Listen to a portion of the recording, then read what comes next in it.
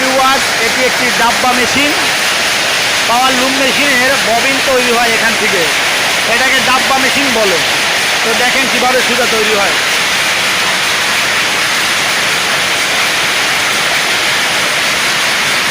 এগুলো লাগানো হচ্ছে।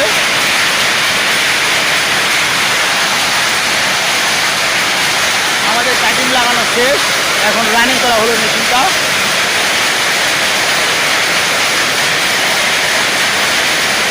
এই কাটিংগুলো ভরে গেলে এগুলো আবার লাগানো হবে। একটি সুতা কেটে গেছে।